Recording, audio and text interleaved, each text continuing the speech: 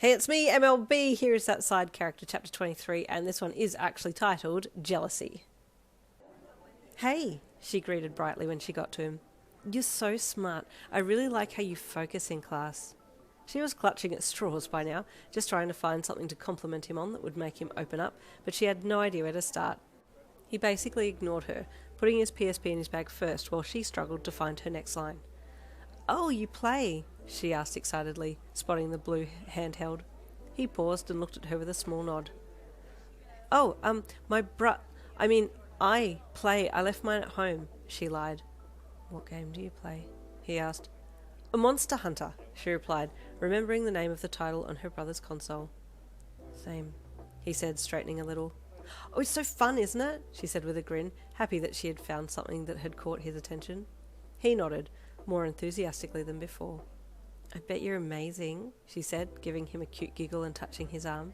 He gave her a small smile in return, but didn't feel all too comfortable with her touch. She said something else, but all of a sudden, you appeared out of nowhere, grabbed Kenma by his arm, and had yanked him away, off with you down the hallway away from her. Kenma! The girl called out after you both, but you just kept your head down, fists locked around his shirt, and your face scrunched with determination, drowning out her call for him while you clunked down the busy hall, pulling him away from her. He let you take him away, and you didn't stop until you were well and truly away from everyone at the other end of the building, next to the water fountains. Once you'd gotten him well away from her, you stopped and let him go, staring down at the ground. Oh no, I have no excuse as to why I did that. What do I say? I don't even know why I did that. Well, I know I didn't like her talking to him, but it's not like I own him, so I can't exactly say that he can't talk to any other girl. He's not really the type to talk to any other girls anyway. Thanks, he said softly. She talks too much. She's way more annoying than you ever were.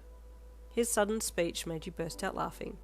It was mostly laughter of relief that you didn't have to explain yourself, but also that he had said annoying in past tense, which meant that he didn't currently find you annoying, and after laughing until you were content, you grabbed him into a hug. He was a little shocked at first, but allowed it, and then you let him go quickly, heart aflutter and feeling like it was as light as air. Oh, my bag is still up there though, you said a little sadly. Oh, now I've got to go get it. No, let's wait until everyone goes, and then you can go and get it, he said, looking around. He turned to the building again and walked to the corner that was at the very back, and you followed curiously. Slowly he peeked around, and you followed suit, poking your head past him to see just bushes, and not much else. We can hide here, he said, walking over to one of the bushes and sitting down behind it. You followed, with your booted leg, and sat down next to him, super happy with his choice of hiding space. You cuddled in close to him, and he didn't seem to mind. Are you comfortable enough? He asked you as he pulled his PSP out. Yep, you replied. He nodded. If you're cold, you can have my jumper, he offered. Yeah, actually, it's cold, you lied.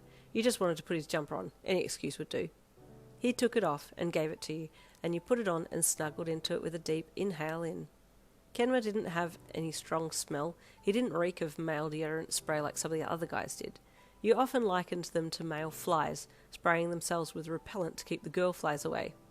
He had a nice smell, and you were about to ask if it was his shampoo or deodorant that you could smell, but decided against it as he didn't want to come off as weird.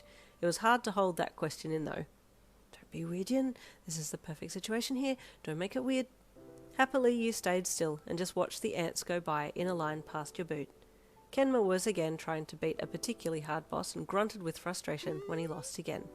You looked over and rested your chin on his arm. Hard one, huh? Yeah, he said, keeping his arm still so you could rest there. Is that game fun, even if you keep losing? Yeah, because when you win, it's a really good feeling. I like taking on hard opponents, he said. Maybe I should try, you asked. Kenma looked at you, and you looked up into his eyes and then quickly looked away and lifted your head off his arm. You were so close to him that all of a sudden it was making breathing more difficult. Try, he said, handing the PSP to you. Wait, you gasped, looking back at him. I'm allowed to play it? Yeah, he said. You're allowed to. I don't let many people play it, actually. I don't let anyone play it. Oh, well, I take that as a compliment, you said with a smile, as you flapped your arms out of his jumper sleeves and took it from him. You stared excitedly at the loading screen and then panicked. Wait, what do I do, Kenma? I don't know how to play. When it loads, press this button, he instructed calmly. But then what? There are probably a sequence of buttons to press. I don't know how to... Come and sit here, he said, uncrossing his legs and pointing for you to sit between them. You stalled and took a few seconds to compute. Sit, lap? You asked, unable to speak in proper sentences. Yeah, here. He pointed between his legs, and somehow you managed to get there without falling over. But then he put his arms around you to point at the screen in your hand, and you nearly passed out. Okay, press B, he said in your ear. Your thumb smashed B. A, he said. Quick as a flash, you hit A. He kept giving you instructions, and you followed closely. Oh, everyone keep breathing. Just breathe, it's okay. Stay tuned for chapter 24 coming tomorrow.